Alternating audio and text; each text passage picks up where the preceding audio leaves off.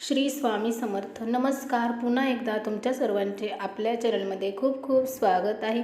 स्वामी महाराजांच्या कृपेने तुमच्या सर्व चांगल्या इच्छा पूर्ण हो आणि तुमच्या आयुष्यामध्ये जे काही दुःख अडचणी आहेत ते सर्व दूर हो, हीच मी महाराजांच्या चरणी प्रार्थना करते आणि आजच्या व्हिडिओला सुरुवात करते.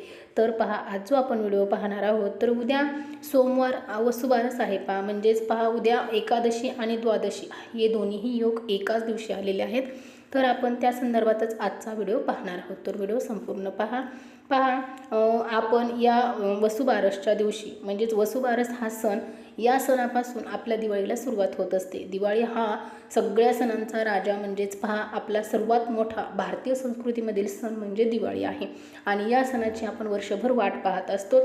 तर हा सण जो आहे तर या वसुबारसपासून या सणाला सुरुवात होते आणि आपण या वसुबारसपासून दिवाळीच्या प्रत्येक सणाला आपण सुरुवात करतो. वसुबारस हा सण धनत्रयोदशीच्या आदल्या दिवशी येतो, त्याला वसुबारस सण म्हणतात. पण यावेळेला एकादशी आणि द्वादशी ही एकत्र आलेली आहे म्हणजेच त्यामुळे अजून याचं महत्त्व वाढलेलं आहे. तर पहा, आपण आता या वसुबारसच्या दिवशी काय करायचं आहे तर आपण सकाळी लवकर उठायचं आहे आणि आपल्या म्हणजे पहा, स्वच्छ घर साफसफाई करायची आहे घराची, आपल्या अंगणाची साफसफाई करायची आहे, अंगणामध्ये सडा घालायचा आहे, रांगोळी काढायची आहे. इथूनच आपल्या दिवाळीच्या सणाला सुरुवात होत असते. तर पहा, आपल्या घरी जर गाई असेल तर पहा, आता ज्यांच्या घरी गाई आहे ते काय करतात, सकाळीच गाईची पूजा वगैरे करून घेतात. पण गाई सकाळी करतात किंवा संध्याकाळी करतात. ज्यांना सकाळी वेळ आहे ते सकाळी करतात, ज्यांना सकाळी वेळ नाही ते संध्याकाळी करतात. ही पूजा सकाळी केली तरी चालते, संध्याकाळी केली तरी चालते, पण प्रदोष काळामध्ये संध्याकाळी केली तर अतिशय उत्तम आहे.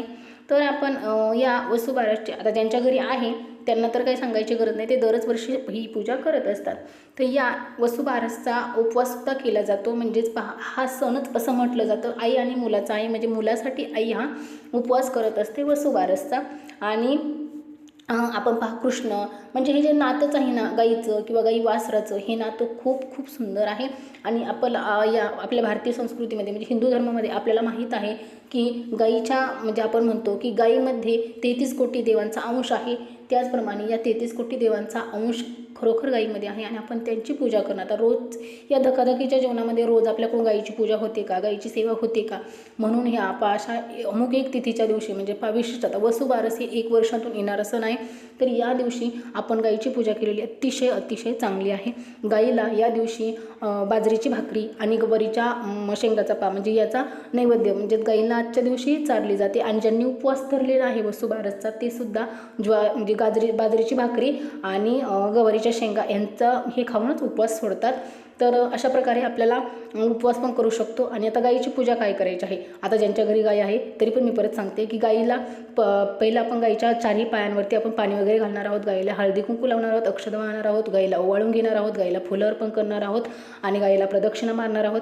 पाणी घालून प्रदक्षिणा मारू शकतो गाई, किंवा आपण अशी पण गाईला प्रदक्षिणा मारू शकतो आणि गाईला आपण बाजरीच्या भाकरीचा आणि गवारीच्या शेंगाचा नैवेद्य दाखवू शकतो. तसंच आपण त्याच्या पिल्लाला पण वासराला पण आपण करायचं आहे. अशा प्रकारे आपल्याला गाईची पूजा करून घ्यायची आहे. आता ज्यांच्याकडे गाई नाही त्यांच्यासाठी आपण आता पुढे पाहूया. आता आपण या आजचा वसुबारसचा सण आहे, या वसुबारसच्या सणाच्या दिवशी म्हणजे आता उद्या वसुबारसचा सण आलेला आहे त्या दिवशी आपण गाई वासराची मूर्ती आपण घरी आणलेली सुद्धा अतिशय चांगली आहे. तुम्ही पितळेची, चिनेमातीची, मातीची, तुम्ही जी कुठली तुम्हाला भेटेल ती वस्तू आणण्यासाठी एकदम शुभ दिवस आहे की गाई वासराची मूर्ती तुम्ही वसुबारसच्या दिवशी घरी घेऊन यायची आहे. आता ज्यांना शक्यच नाही वसुबारसच्या दिवशी गाई वासराची मूर्ती किंवा मिळणार नाही आसपास, त्यांनी चित्र काढलं ना आपण आणि ते पाटावरती किंवा अशी फरचीवरती आपण रांगोळी जरी काढून जरी बनवलं, गाई वासराची पूजा केली तरी पण चालेल, किंवा आपण पेपरनी चित्र काढून जरी आपण गाई वासराची पूजा केली तरी पण चालेल. तर पहा, आपल्याला मग तशी पूजा करताना काय करायचं आहे, एक पाट घ्यायचं आहे, पाटावरती नागवेलीचं एक पान घ्यायचं आहे, त्याच्यावरती गणपती म्हणून सुपारी ठेवायची आहे किंवा गणपतीची मूर्ती ठेवायची आहे. दुसरं पान घ्यायचं आहे, त्याच्यावरती बाळकृष्णाची मूर्ती ठेवायची आहे. आणि तिसरं पान घ्यायचं आहे, त्याच्यावरती आपल्याला गाई वासराची मूर्ती मांडायची आहे. अशा प्रकारे आपल्याला गणपती, बाळकृष्ण आणि गाई वासराच्या मूर्तीची आपल्याला पूजा करून घ्यायची आहे. हळद कुंकू अक्षदा वगैरे वाहून ओवाळून फुलं वगैरे अर्पण करायचे आहेत, धूपदीप दाखवायचं आहे.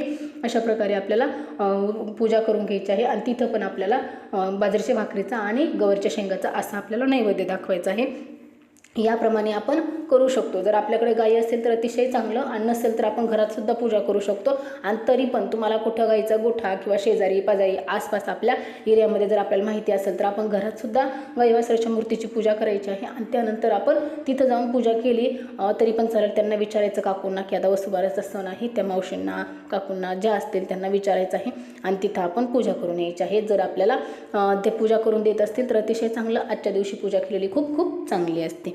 तर अशा प्रकारे आपल्याला पूजा करायची आहे. कारण मी मागच्या वर्षीच्या व्हिडिओमध्ये मी जिथं गेली होती पूजा करायला तो शूटिंग करून टाकलेला आहे, आणि घरात कशी पूजा केली होती तो पण शूटिंग करून टाकलेला आहे. तुम्ही नक्की पहा आणि त्याप्रमाणे करा, किंवा मी सांगितलं आता त्याप्रमाणे पण करा तरी पण चालतं आहे. कारण घरी केली तरी चालते किंवा तुम्ही तिथे जाऊन केली तरी चालेल. आणि ज्यांच्याकडे आहे त्यांना तर काही गरजच नाही काही वेगळं कुठं काही वेगळं करण्याची. तर याप्रमाणे तुम्ही वसुबारस साजरी करा. आपल्याला ह्या वसुबारसच्या दिवशी आपण जर गाईला ही वस्तू म्हणजे ह्या नैवेद्य खाऊ घातल्याने खरंच आपल्या घरामध्ये चहूबाजूने पैसा येईल. कारण आपण या दिवाळीच्या सणाची सुरुवातच आपण जर अशी गाई वासराच्या पूजेपासून केली तर आपल्याला लक्ष्मीमाता आपल्याकडे खरोखरच स्थिर होत असते आणि आपल्या घरातील सर्व संकट वगैरे संपत्तील आणि आपल्या घराची प्रगती होईल. तर याप्रमाणे आजचा वसुबारसचा व्हिडिओ मी घेऊन आले होते आणि झालेली सेवा मी महाराजांच्या चरणी अर्पण करते.